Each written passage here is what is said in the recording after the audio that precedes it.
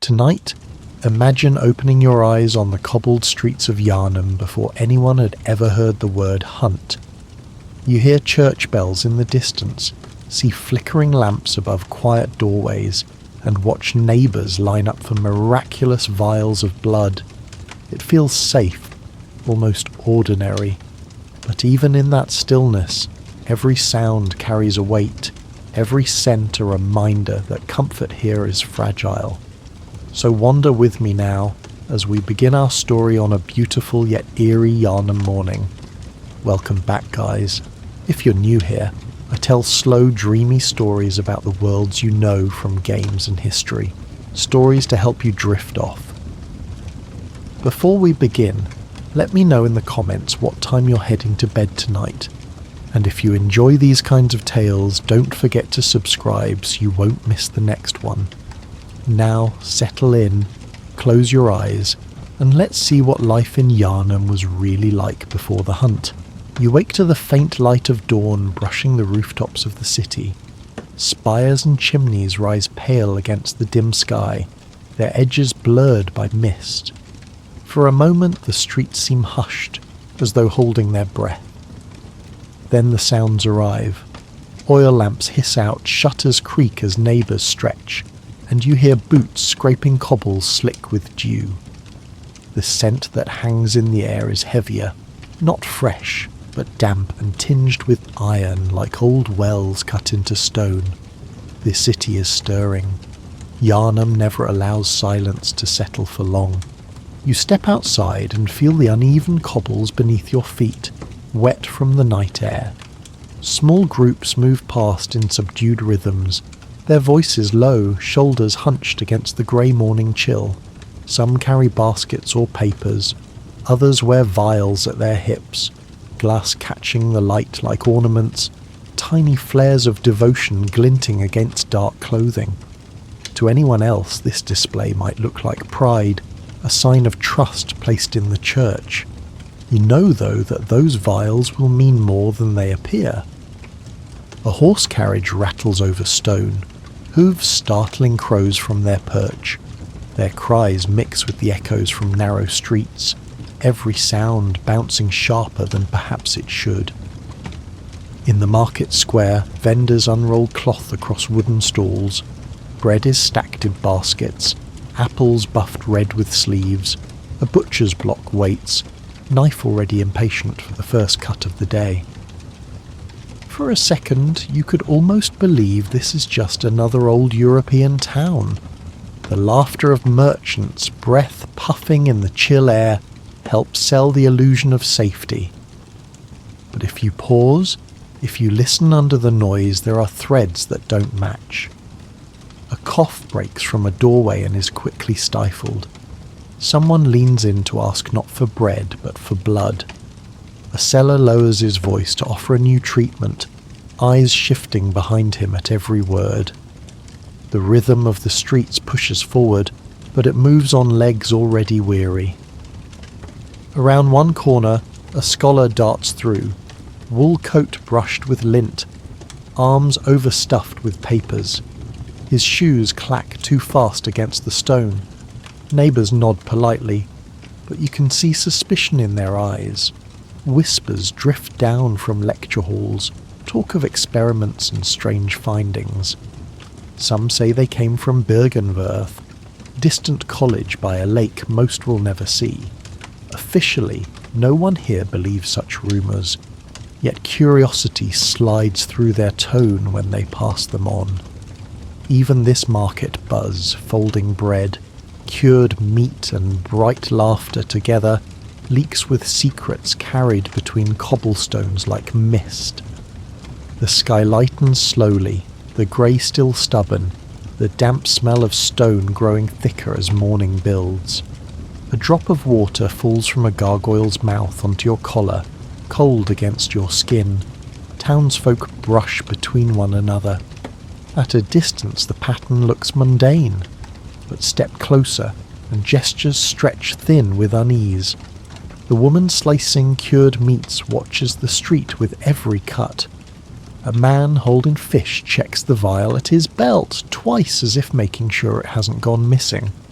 Even laughter dies in a hurry, as though smothered before it can grow. And threaded through it all, smaller flashes break through. A boy recites a rhyme with the word blood before his mother shushes him. A priest's cough draws too much attention, heads pulling back in silence. The air isn't only bread and ash, it carries a sharper tang, faint and unsettling, seeping through from streets closer to the cathedral.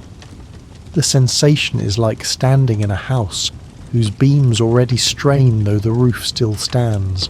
Cracks exist, but most people refuse to see them. For the children running across worn alleys, there is nothing but the game. For men at the fountain, speaking of last night's weather, no hint of fear in their laugh. But once you've stood close enough to the butter-yellow bread and the tinny cough and the sharp vials flashing dull against wool coats, you know it is not peace. This is balance stretched taut. A daily routine masking a thread that frays quicker than anyone admits. Your steps carry you away from the market. The noise softens behind you, replaced by the sound of shoes pressing damp cobbles on an incline. The streets climb upward, steering toward vast shapes of stone that mark the skyline. Bells ring from above, heavy notes rolling downhill, and people quicken their pace in response. Hands tighten around the cords of their vials, breath steady, movements sharper, as if guided by the weight of those sounds. You follow them, past alleys still holding to shadow, past windows where narrow candles burn low, not yet snuffed out. Wide grey steps rise ahead, a staircase so large it dwarfs the crowd. The air grows bitter, richer in that same metallic trace. At the top, doors stretch tall, huge enough to consume the line of bodies moving toward them. The citizens gather there, where faith promises healing, and as you approach with them, the comfort of the morning market gives way to something more solemn, more demanding. The church waits above, and every quiet vial of blood glitters in expectation. Citizens speak of miraculous healings, and soon you're standing among them, watching the lines coil patiently along the cathedral steps. The climb seems endless, yet no one falters. Each figure clutches their vial like a charm, glass catching the pallid morning light. The air here hums not with chatter, but with expectation, and the silence feels rehearsed, as though the entire city has learned how to hold its breath together. From afar, this could look like any place of worship, but from here the atmosphere tightens in your chest. It carries a sharpness, a weight you can taste. The healing church rises ahead, its stone towers darkened by years and soot from hearths and chimneys drifting upward. Still, it commands reverence. The doors are heavy, iron bolted, a threshold meant to separate ordinary streets from something sacred. Citizens call this building a beacon, where no prayer goes unanswered, a faith born from discoveries below the city, from secrets men like Lawrence once carried into the light. Here, medicines are rituals, and vials of blood are treated as both cure and creed. Even the children keep quiet. Small voices are hushed and hands are clasped, as if instinct teaches that laughter offends this silence. The tone of the crowd is not joy but solemn relief, the assurance that they stand in the one place where suffering surrenders. Inside it strikes you all at once. The air is thick and metallic, the taste of iron settling against the back of your tongue. It doesn't vanish with the breath out.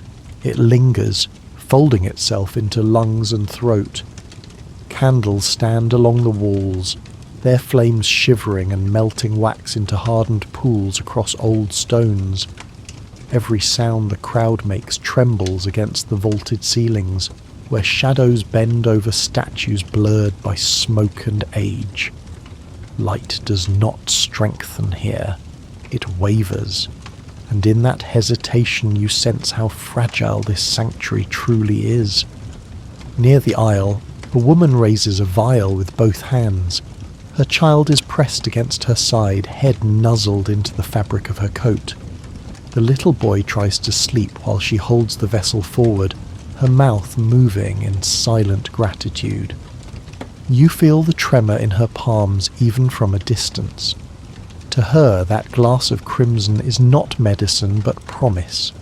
She believes it defines the border between grief and hope, between weakness and the strength she prays her son will never have to beg for. What you glimpse in her half-smile is not certainty but devotion, a devotion so complete it has smoothed out her doubts. Everywhere whispers rise and fade, fragments of testimony stitch through the low chant of breath. A man speaks proudly of how the blood carried him from collapse to strength. Another claims his father, weak from age, now moves briskly again. The words ripple outward in hushed excitement. Doubt never gets the same reach.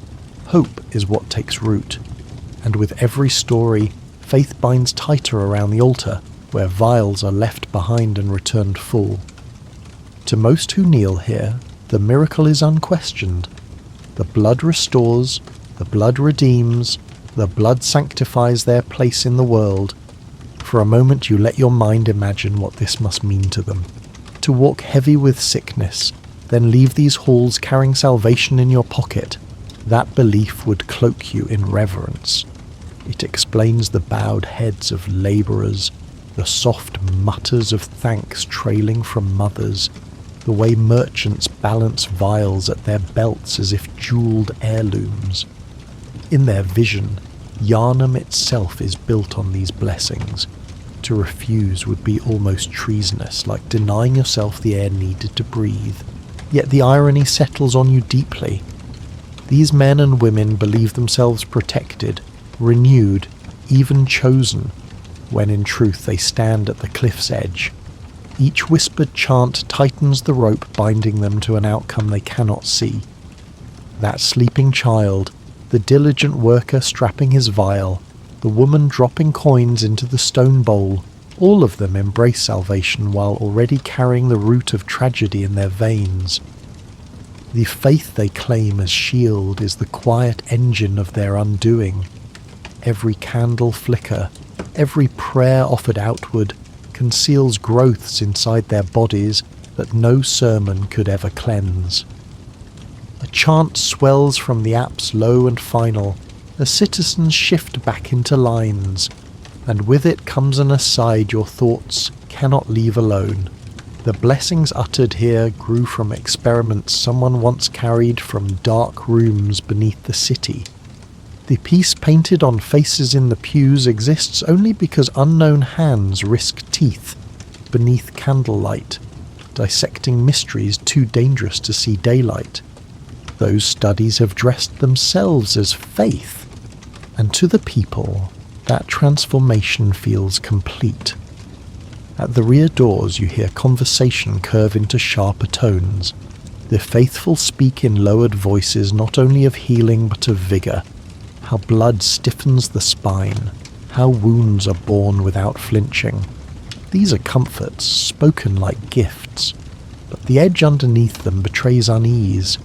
Even they sense that miracles this strong demand a cost, and still, hesitation is whispered only as fear, never as rejection. Worship once fixed will not bend. Against the stone walls, fear shrinks until quiet wins again. You step back into the open, and the cold air strips the iron taste from your mouth. Behind you, those heavy doors close. Inside, chants will repeat. Rituals will begin again, the cycle steady as breathing. For the citizens, each vial remains a promise. For you, it looks more like a prophecy etched into their flesh, a path threading them toward shapes their eyes are not prepared to see. Somewhere within those walls is the polished sermon, and somewhere deeper, the echo of experiment still humming below ground. The bells keep ringing as the crowd reshapes along the stair, and yet your attention drifts toward the edges of shadow. Figures there move differently. No vials, no prayers, their cloaks pressed close, their boots landing sharp on stone. These are not worshippers. They are those whose prayers won't save the city, and yet they guard its streets all the same. Soon their presence will matter more than the sermons. While the citizens prayed openly beneath stone spires, others moved only in silence, cloaks drawn tight and faces hidden in shadow. You notice them even when others choose not to. Unlike the parishioners clutching vials like charms, these figures carry heavier emblems: the faint gleam of steel, the sharp scent of oil, the stillness of those who wait not for blessings but for something dangerous. Their boots land with deliberate weight, each echo trailing across uneven stones. To most townsfolk, they're no more than darker folds of the city itself, yet to you, their difference is unmistakable. Where others gather in crowds, these ones remain apart, watching, measuring, prepared. High above, on a roof still damp from morning mist, a shape crouches like stone itself. To a merchant in haste, it looks like soot clinging to the chimney. But you hold your gaze long enough to notice the stillness, the intensity in the way it listens. That is no trick of shadow. It is a hunter watching from above, eyes fixed on the patterns of window and alley. Yharnam is more than its streets. Its fate hangs also in secret rooftops and hidden paths, where hunters guard in silence. On a side street you see another. He walks slowly, every step measured, cloak sweeping over a long weapon at his back. At first he could be mistaken for a traveller, until you catch the stains darkening the fabric at his edges. Not random dirt, not careless spill. These marks are older, stubborn. They cling to cloth because the steel he carries has already been used as intended. He does not look toward the church doors, nor toward the bakeries or stalls. His eyes scan doorways, linger on corners, sharpen when a dog barks far in the distance. The rhythm he moves to is not the city's rhythm. It is his own, marked by blades and blood. A child sees him and brightens. The boy tugs at his mother's gown, whispering excitedly that he's spotted a hero. To the child, hunters are protectors, ironclad against every story whispered at night. For him, comfort lies in believing someone will always keep the dark away. The hunter's gaze never rests on him. It slides over rooftops and alleys, fixed on threats the boy would never name. If this is a hero, his silence leaves gratitude unanswered. The image of safety exists, but it does not wait for thanks. The more carefully you watch, the more details form. Their presence is defined less by how they dress than by what lingers around them. The smell comes first. Not just sweat, but oil rubbed constantly on steel, the faint bite of powder, the shadow of old iron left by wounds. It folds around them, hints at the care their work demands. When they walk, the sound marks them. Boots strike stone irregularly, not elegant, but ready. Citizens blend into noise, hunters cut through it. What unsettles most is where their attention goes. Hunters never turn outward, never scan the horizon for an army or foreign threat. Their gaze pulls inward.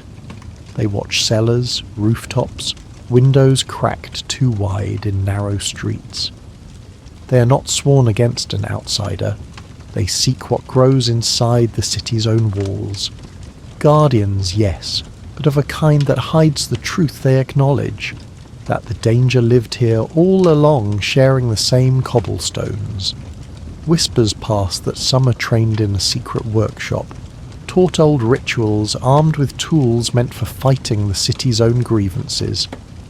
Whether true or myth, you hear the edge of it each time someone glances first to a hunter before lowering their voice. When rumours stir of rats grown large or neighbours hearing restless scratches under their floorboards, most dismiss the tales as drunken nerves. City vermin, they say, shaking heads. But hunters react differently. Their pace quickens. Their eyes narrow like shutters against harsh wind.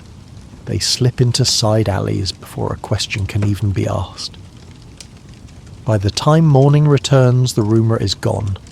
The markets bustle, children play, and life resumes its fragile rhythm. Yet a scar remains. A paw print darkens the stone, or a streak of blood hardens against the curb. The people carry on. The hunter carries heavier silence. To most, these cloaked figures are part of the city's armour, protectors against what ought never to exist. But there's irony in how they are seen. Their very presence admits the sickness. If Yharnam were whole, why would silent guardians linger above its chimneys? Their blades confirm the wound is already open. They serve as warning carved in moving flesh, that the city prays while something festers unseen. The market presses on, families buying bread and sharing laughter. Citizens glance at hunters only from the corners of their eyes. They pretend shadows are guards and nothing more. Faith in the church convinces them they never need to ask questions. But you've watched longer. These figures are not ornaments of protection. They are omens. Every silent movement is a reminder of harm waiting, a note sounding under the city's song. The more people look away, the more clearly their presence resonates, like echoes in an empty hall. One leans by a lamppost, letting its dim glow catch the line of his weapon. At a distance, it looks casual, but the stillness is not rest, it's readiness. He waits as groups pass. Each tilt of his head suggests recognition of something small, something others overlook. The citizens avert their eyes, accepting an illusion that he is no different from a night watchman. But guards serve laws. Hunters serve something harsher. They don't enforce order, they enforce silence. Day stretches, and the cloaked figures fade from attention only when markets swell and distractions multiply. Children still whisper, merchants avoid their stare. Stories spread, of shapes glimpsed in alleys or howls threading through mist. Parents laugh nervously to dismiss them, pouring another drink to ease their unease. But you've seen hunters crouching against the skyline, eyes sharp as blades. You know they've only appeared hidden, never idle. They live between reverence and dread, the citizen's shield, yes, but also the quiet admission that beasts exist close by. Their presence insists upon it. Sometimes whispers go further still, that hunters themselves do not always return, or return changed, stepping back from their work with something distant in their eyes. Some say they wake in another place entirely, walking paths no citizen will ever see. But such talk falls in hushed tones, spoken under breath. Yharnam does not want that part of the story. Evening settles slowly. Merchants light small lanterns against the grey, while boots still strike stone with their irregular rhythm. The air folds into quieter patterns, masking both safety and unease at once. Hunters remain where you least expect them, always watching, always near. And while neighbours turn to shopkeepers and priests for reassurance, the shadows tell you a different truth. They tell you that every laugh, every sail, and every friendly glance hides something unspoken just beneath. And with that thought circling quietly, the rhythm of the city turns you back toward its markets, where voices rise over cobblestones, and yet each laughter trails with a second glance. At midday, Yharnam's markets gather momentum, a mix of voices filling the square. Vendors call out prices while customers haggle, and the scattered sounds of children weave between them. From a distance it seems lively, but beneath the noise there's an odd restraint. A laugh rises, then drops sooner than expected. A boast softens into a whisper. You feel that hesitation settle into the rhythm, an invisible curb on joy that no one openly names.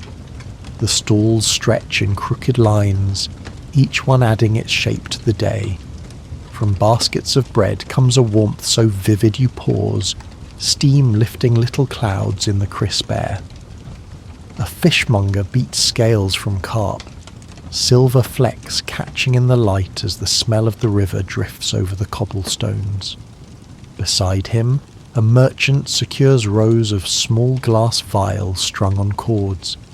They gleam faintly, delicate as ornaments, yet everyone here knows what they hold is weightier than decoration.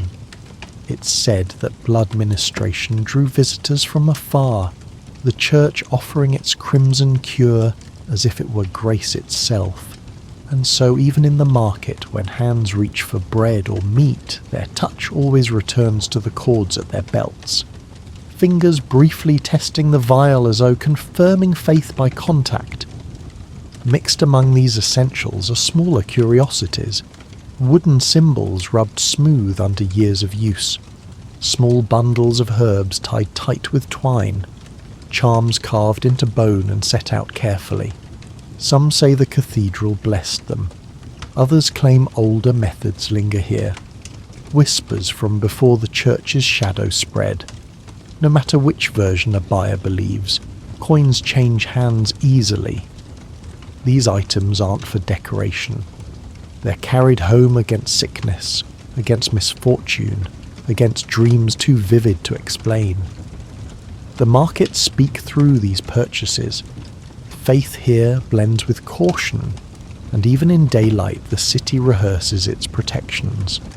Through the bright cries of merchants, something softer slips beneath.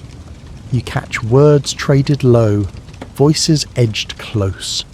A man bends toward a friend, muttering that his uncle never improved after treatment, that something had shifted behind his eyes in ways harder to name than sickness.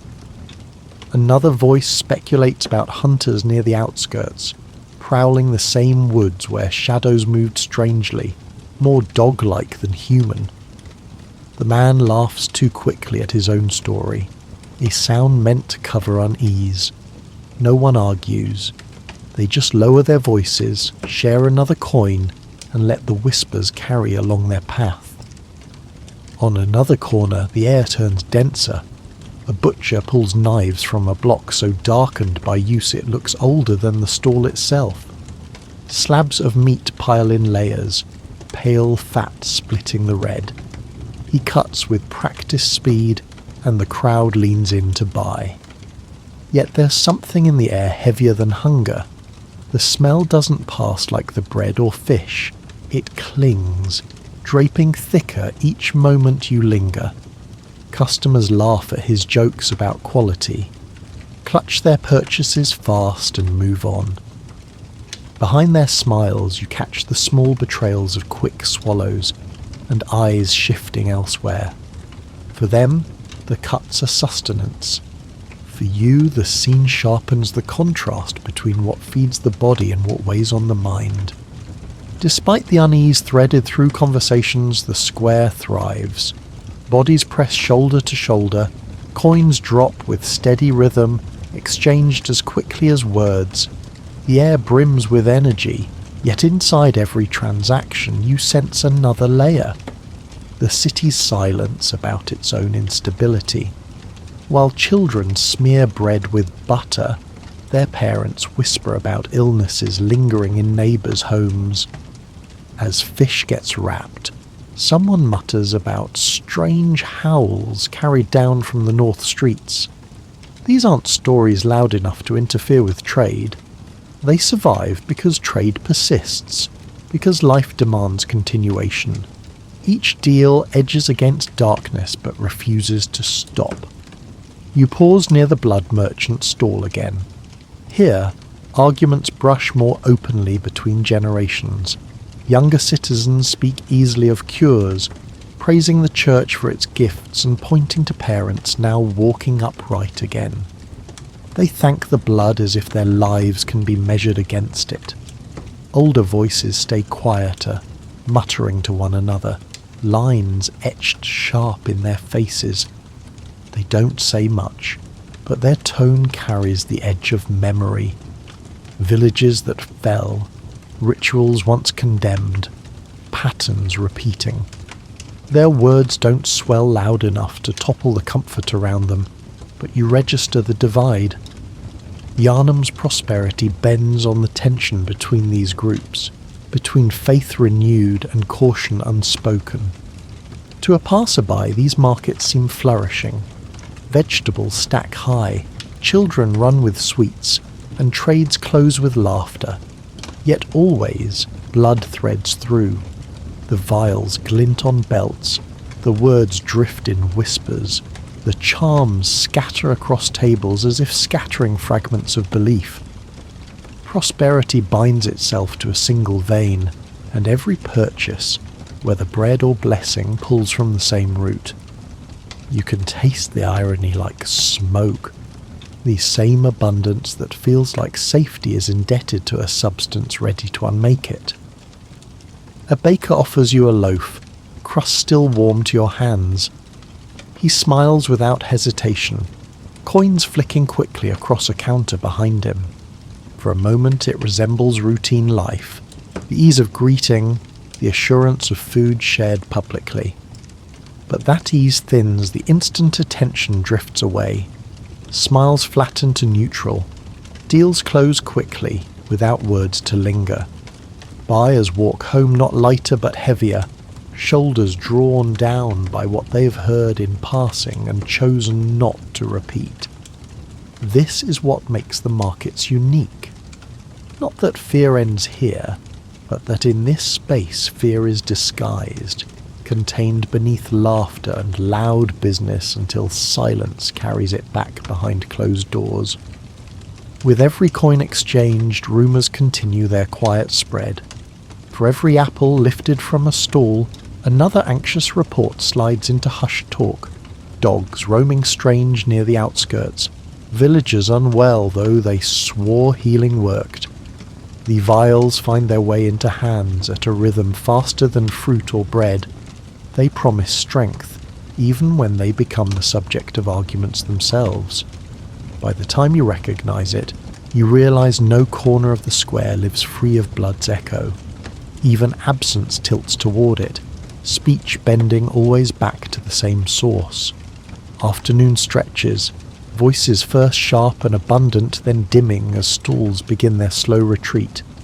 Merchants tie cloth bags heavy with coins. Crates drag against stone. Children are called back indoors by parents who lock shutters as they go. One by one the stalls fold. The butcher wipes his blade and lowers it into his apron as the bells begin sounding again across the city. What was loud slowly empties.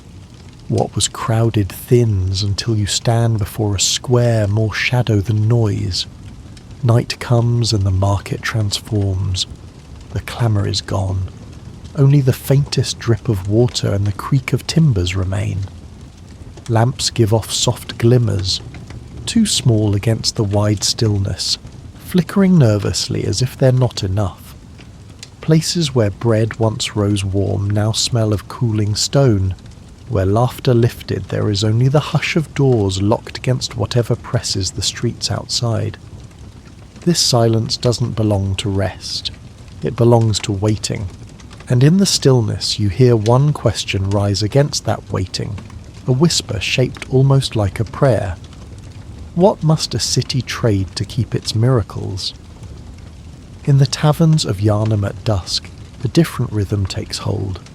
Doors swing open to let warm light spill onto cold stone streets, pulling you inside with the promise of heat and company. The smell meets you first, roasted meat turning on spits, smoke curling densely under low rafters, and the damp clothes of citizens dragging the evening air indoors with them. Someone laughs, Mugs clink, and for a moment it feels hearty. But the sound never stretches too far. It dims quickly, like a flame sheltered against the wind.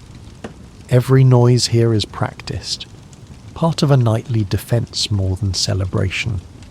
The room is packed with workers ending their long days. Candlelight glimmers in shallow pools of wax scattered unevenly across sturdy wooden tables. Benches creak under the press of shoulders, bodies leaning closer as voices collide, rising and breaking against one another. This is where the city breathes out its everyday frustrations without sermon or ritual. Farmers groan about broken carts. Seamstresses sigh over unfair cloth prices. A fisherman curses the weight of taxes at his door. If you half close your eyes, you could mistake this for any provincial inn. And yet even here, the shadow of the healing church seeps into every conversation eventually, bending the mood in its direction whether people intend it or not. Some voices praise the church boldly, lifting mugs high as they toast the blessings of blood. A man swears he would still be sickly without it. His friend insists his cousin's life was saved by a single vial. Their boasts ring with satisfaction, simple confidence carried in loud agreement. Then, against that volume, other voices lower themselves to whispers. You hear them tucked around corners or pressed close across the table.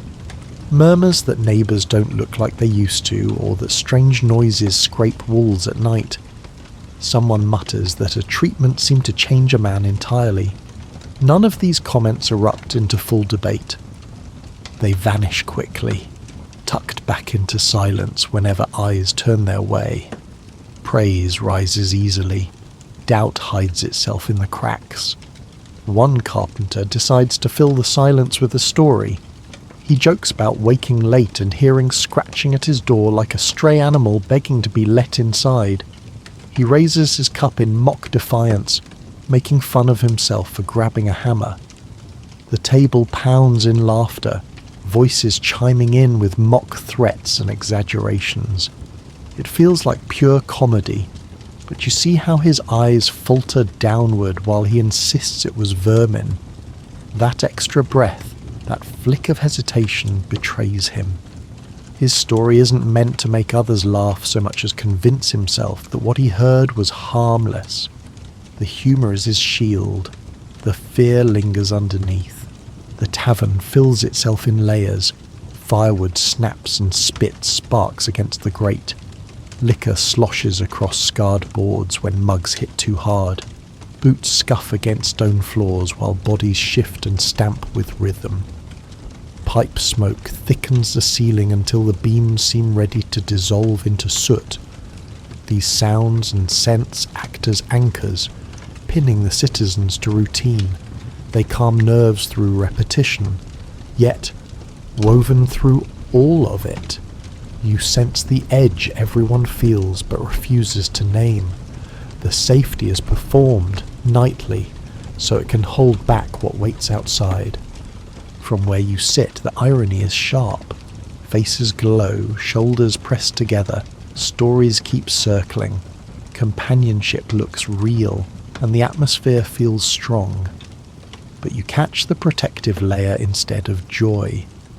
This is routine built against silence, comfort rehearsed each evening, mugs raised not just to taste ale but to push away dread. When the carpenter makes light of his door, no one argues or doubts him, not because the tale convinced them, but because denial is easier to carry as a group. Together they can laugh. Alone they cannot.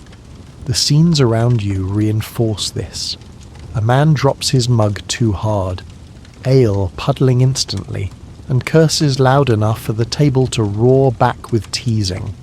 A woman tears bread into thin slices so everyone can steal a bite. The group howling when a piece falls to the dirty floor. These little moments look ordinary and full. They stitch Yharnam together in gestures as human as anywhere else. But cracks pulse underneath.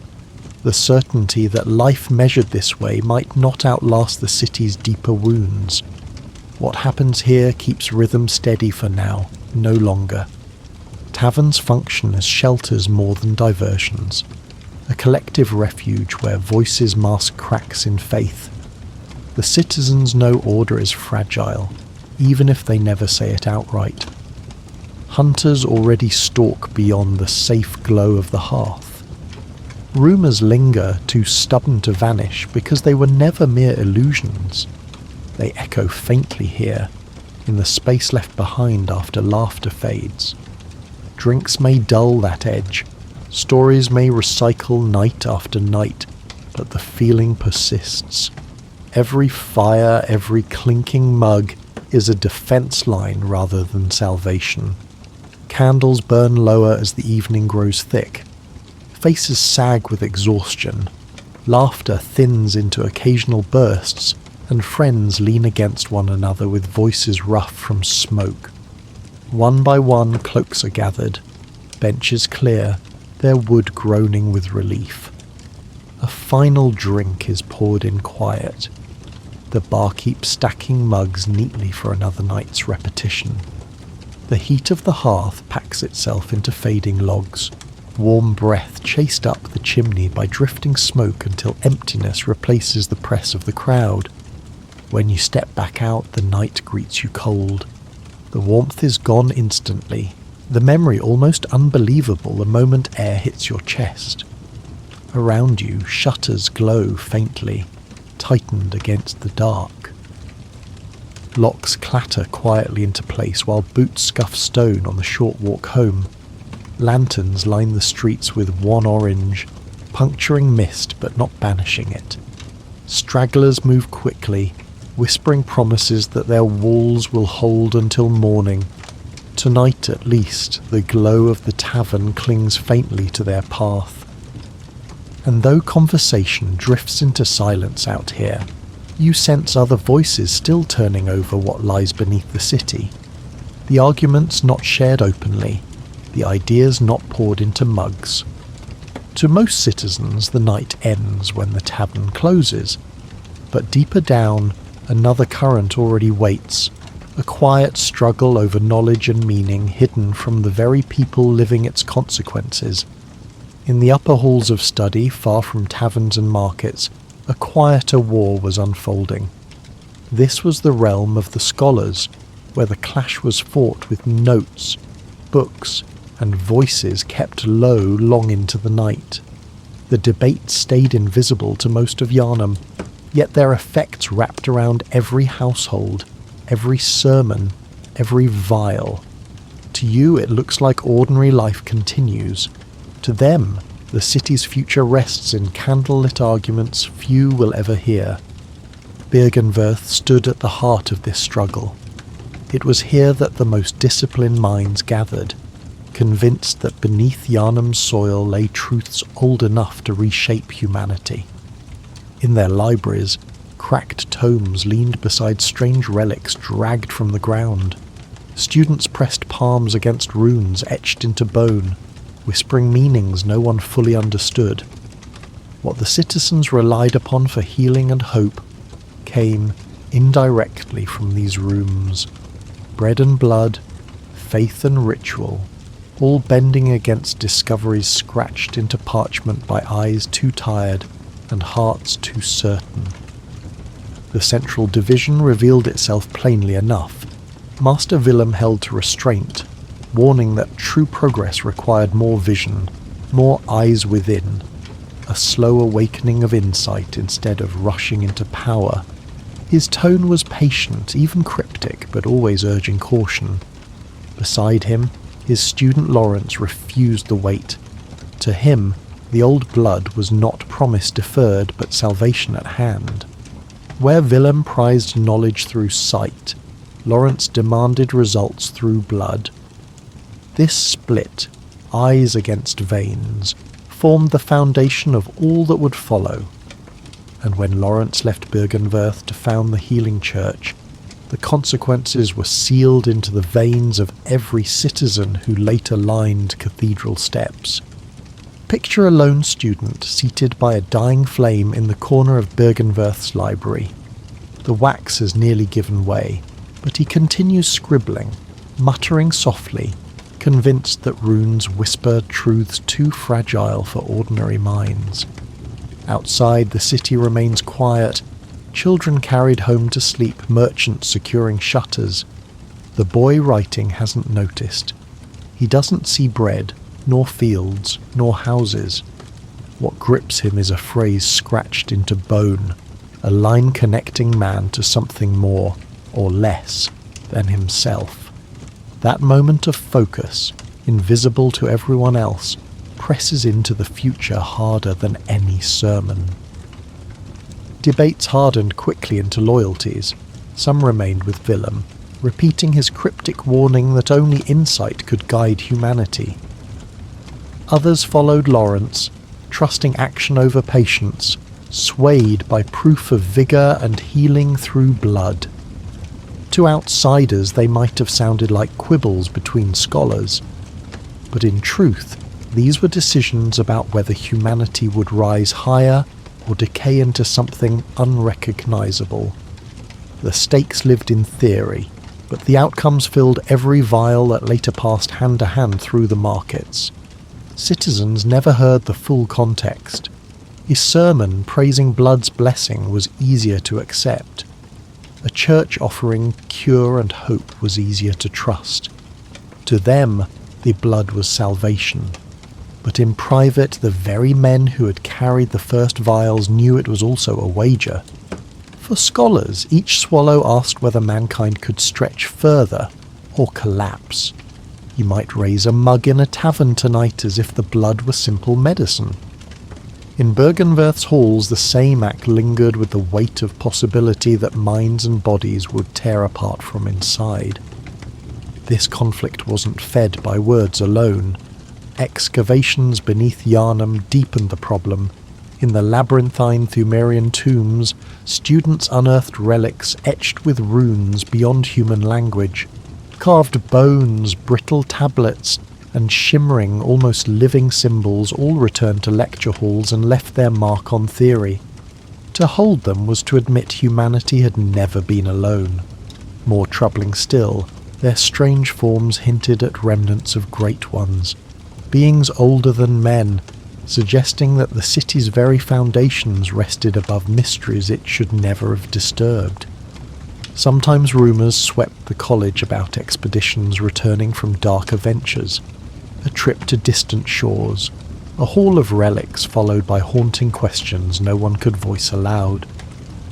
The whisper of a brutal journey clung like fog, warning some students that knowledge demanded costs bloodier than books.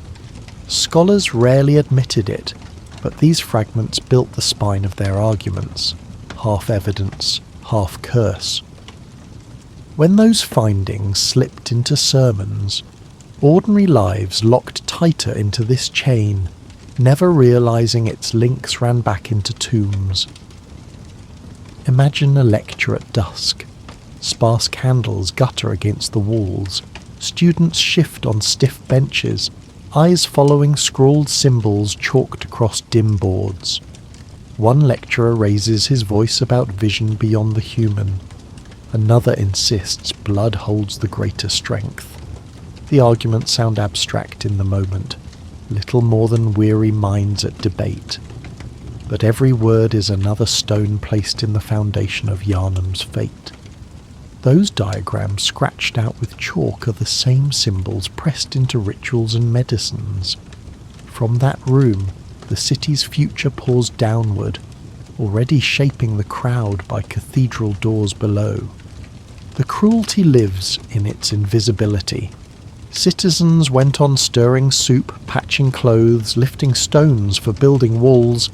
They had no role in the quarrels of men arguing over crypts, and still their bread, their errands, even their night's rest bent beneath choices whispered among scholars. A mother tucking in her child could never know that earlier that afternoon, ink-dipped hands had decided a prayer she would be asked to speak in the weeks ahead. The promises of cure and salvation were born not in churches, but in private rooms of parchment and dust. Time makes the chain of cause and effect clearer. Yharnam's fate wasn't chosen on cathedral steps, nor in markets thick with sound. It solidified in notes written by men who thought themselves only arguing theory. Willem counselled patience. Lawrence promised blood. One offered vision slow to bloom, the other power immediate. A teacher warned, a pupil refused. From that moment, rituals trickled outward, sermons took shape, and children drank what should have terrified them. From those quiet hours came the weight carried by 1,000 families who never asked for it. The city toasted its blessings, but you know now those blessings came freighted with shadows. They weren't pathways to light at all. They were answers wrested from beings far older than men, dragged upward from tombs where silence had endured for centuries. They promised healing, but they also altered the very nature of the people who trusted them. A scholar could see this truth clearly, a citizen could not. From rooms where the books leaned heavy and the wax melted slow, an entire civilization was redirected. What seemed like academic quarrels became sermons echoing in wide stone halls. What seemed like theory carved itself into vials pressed against every hip. From these debates spilled the medicines, the rituals, the faith that ran through Yharnam's bloodstream until the city itself could no longer remember an existence without it. And as the sun dips low outside, amber fading into grey, you can almost feel those arguments seeping through the stones of the streets themselves. The results stand around you silently now, in churches, in hunters' cloaks, in the laughter of children kept close indoors. All of it began above ink and lamplight, where men struggled and failed to hold back their own ambition. From those quiet rooms came sermons, vials, and the weight the city would carry. The bells begin again, low across the rooftops. Lamps flare open, shutters slam tight, and the day's comfort starts thinning against the edges of night. The city, built on arguments no one in the market ever heard, prepares itself for something else now. Twilight spreads, and as lanterns glow in narrow alleys, the streets themselves seem ready to change.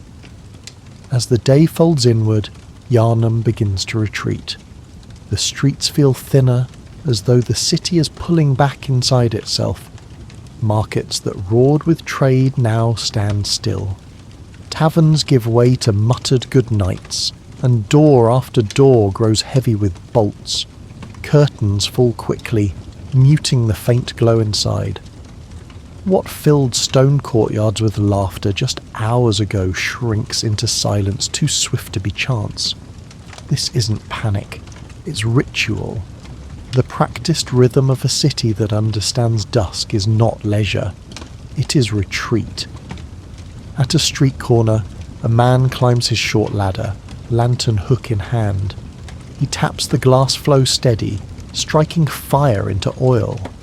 Flame hisses, smoke curls upward, and for a moment the cobbles glow gold. Then he moves on, repeating the same motion in careful rhythm, one pool of light folding after another.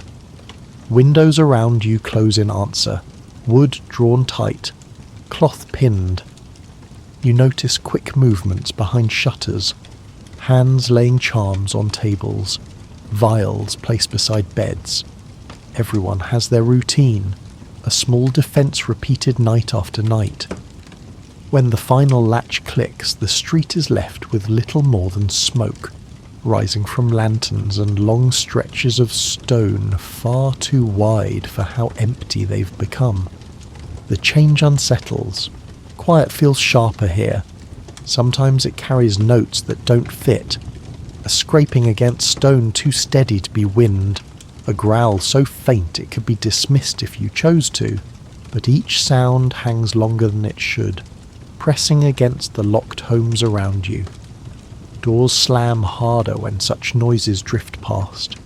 Wooden beams wedge tighter across frames.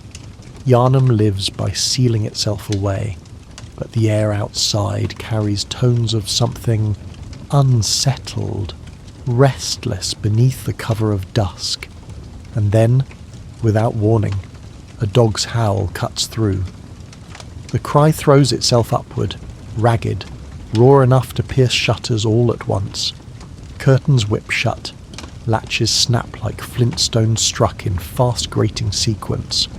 The howl turns again, stretching, almost like a human voice breaking at the edge of speech.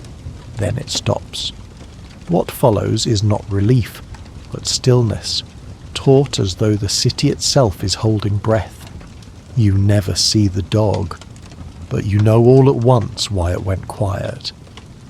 Practice has stripped this reaction of chance. All that remains afterward is the uneasy weight of scent. Lamps hiss faintly, spitting small threads of smoke and fire. The smell mixes with something sharper, oil against metal, and the iron trace that seems to live in every Yharnam street. Not fresh, not in the way of slaughter, but older, clotted, hidden in gutters and drains. It clings to breath and tongue, heavier now that life has thinned from the streets. You taste dread as much as air. And in this hour, dread always tastes of iron. Here lies the truth every child grows up learning. Night is not for wandering, not for braving what looms. Safety here doesn't mean strength. Safety means absence. Shut in windows, lock in doors, huddling behind beams of wood and whispering hopes to hear morning bells again. Children are tucked close and told to sleep, while parents remind themselves where their vial rests, within arm's reach of the bed. It is a city that waits through the night, not one that faces it. This pattern does not change. It is memory carved into muscle, instinct passed through years. But if you look higher, you see another story. Chimneys pierce the horizon, their roofs hosting silhouettes that bend and move with focus. These are hunters, slipping to their familiar places as lanterns take the streets below. One kneels, his coat blending into the last shadow of the day, listening before the rest hear anything. Another passes through a rear alley, steel whispering against leather. They rise as citizens retreat. The city clears itself of voices so theirs can move unheard.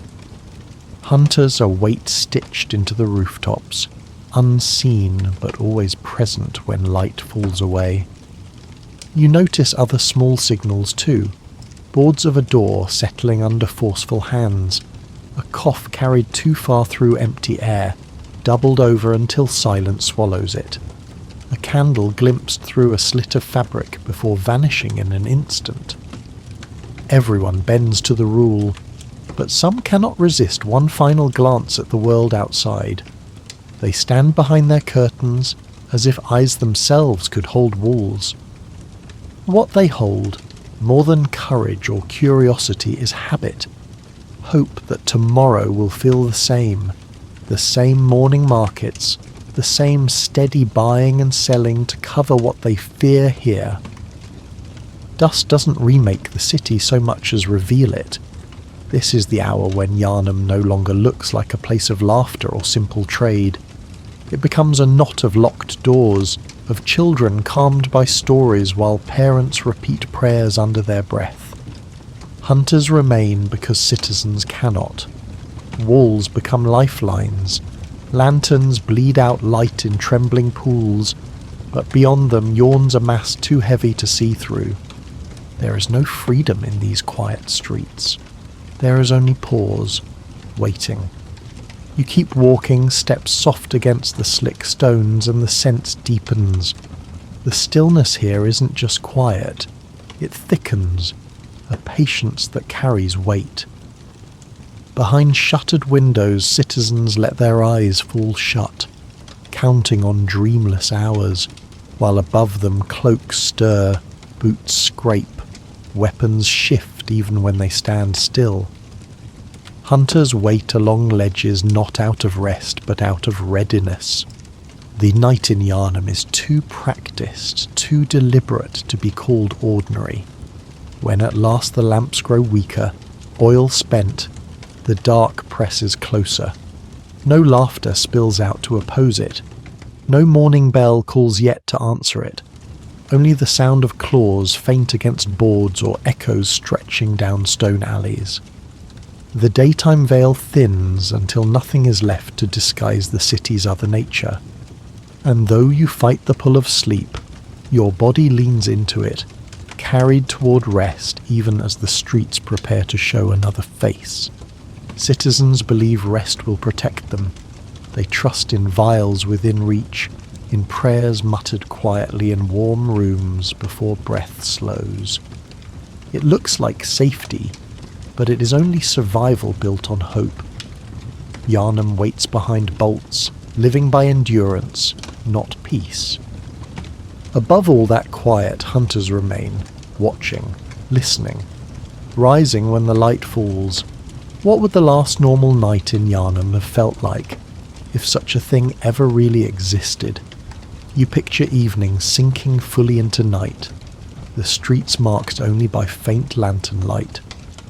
Behind closed doors, families settle themselves for rest, holding to the belief that sleep equals safety, that dreams make a soft wall around them, while the world outside presses under its own weight. It's a fragile assumption, but one they embrace with ease, as if comfort could be pressed into wood shutters and whispered prayers. Inside one small house, a family gathers in a single dim room before bed. On the table rests a vial of blood, its surface catching the last ripple of candlelight. The father sets it there with deliberate care, like placing down an anchor for tomorrow. The mother lowers her head, whispering thanks in hushed tones. She once gave the same reverence to bread and water. A child leans forward too, folding tiny hands with drowsy seriousness. For them, this prayer feels like safety. To you, it resembles a contract, signed in trust with something they cannot yet name. Rain falls over the rooftops in a scattered rhythm. Droplets click against tile, their sound steady enough to soothe, but heavy enough to fill gutters with sluggish water. Lantern flames flicker and hiss where oil resists the damp. The smoke slides upward, curling into shadows across the ceiling beams. A kettle rattles weakly on its hook above coals. The smell of wet earth seeps under the door and mixes with the smoke. To anyone sitting close to the hearth, the moment would appear ordinary, almost peaceful, balanced even. But balance in Yharnam never lasts. It only pretends. Down below these homes, priests and scholars linger in cellars.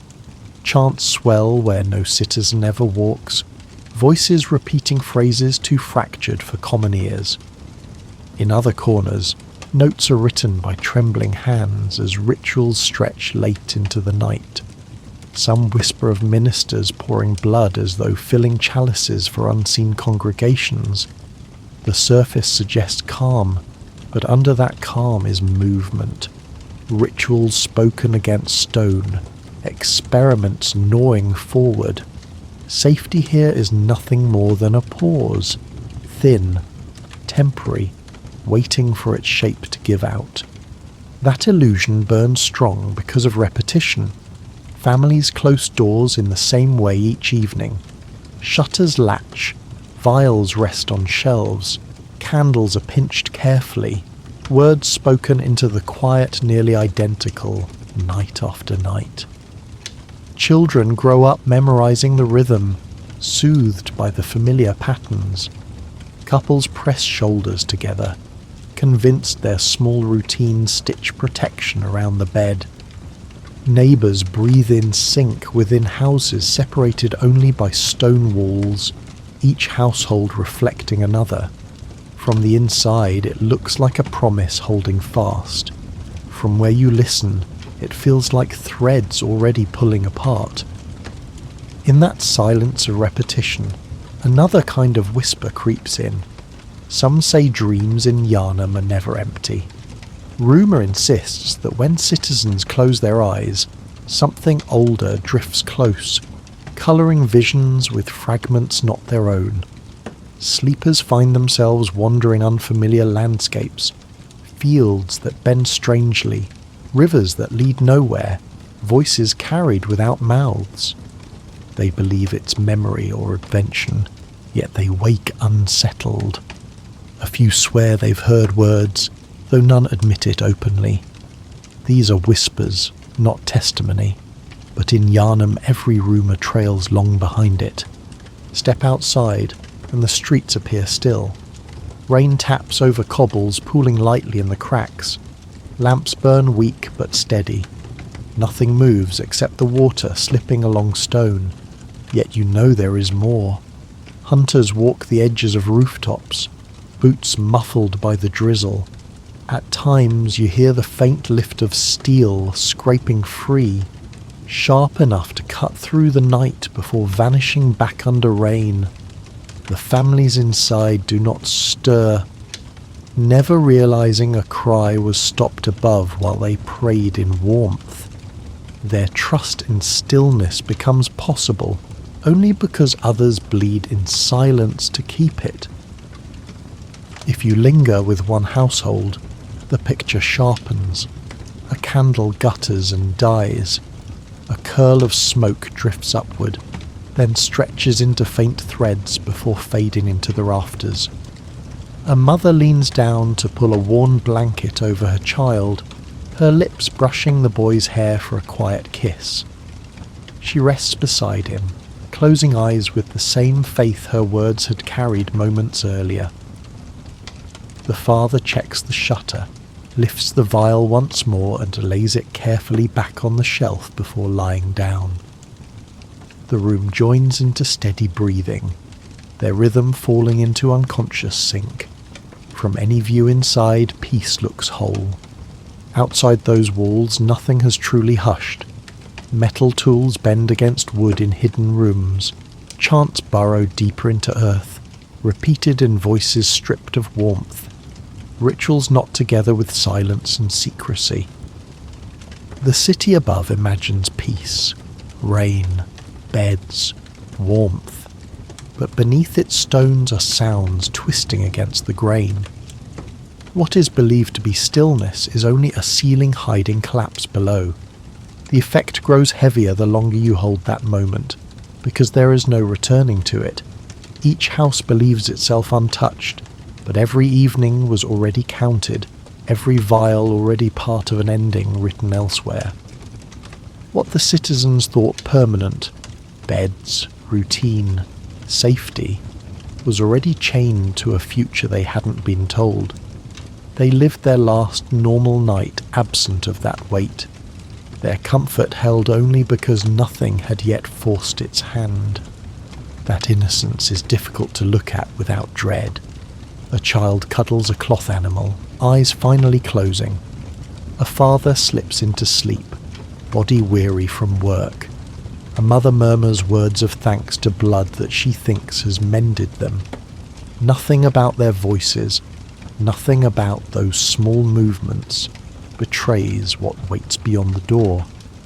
Yet you, standing just outside that memory, hear inevitability pressing closer, clawing at the edges of their faith. Their comfort is their own lullaby, muffling sounds they should never want to hear. They thought protection rested in latches and whispered prayer. The truth was simpler. It rested on timing. Nothing came through the shutters that night. No screams split the narrow streets, but not because safety existed. It was because the streets were waiting for the next blood poured, the next mind broken, the next howl carried into homes. What seemed like protection was only a delay. And so the image freeze-frames itself. Families asleep under drizzling roofs, oxidized shutters groaning faintly under wet. lamps still burning, some low enough their last oil beads flicker against glass. In these images you recognise Yharnam's last pose of calm before its face splits open. Listen closely, and you might already hear what they didn't. The faint claws on stone, the whispers of voices not wholly human pressing through the fog of their dreams. They sleep through it unaware, heads tipping into pillows as if dawn would arrive clean. When morning came, the veil they trusted never returned. Doors once dependable opened into something else entirely. The order of prayer, of shutters, of beds was unmade. But the families didn't know that as their eyes closed. They believed in another tomorrow. They gave themselves to that comfort fully. Did they know? Number. They only learned when the morning answered them. And that is why the memory of this night clings. Because what looked like safety was just the last quiet echo before everything broke. Yharnam's rhythm was always fragile. Every prayer and purchase a thread stretched over hidden weight. Citizens lived by rituals they believed secured peace, yet each one only veiled the cracks beneath their streets. Lay this thought gently in your mind. Some places hide their endings until they are named. The hunt felt less like an arrival than the city's true shape revealed, waiting all along. If this quiet walk through Yharnam helped you drift, a like or subscription helps keep these stories coming. Now let your breathing slow as a lamp gutters low, carrying you towards sleep.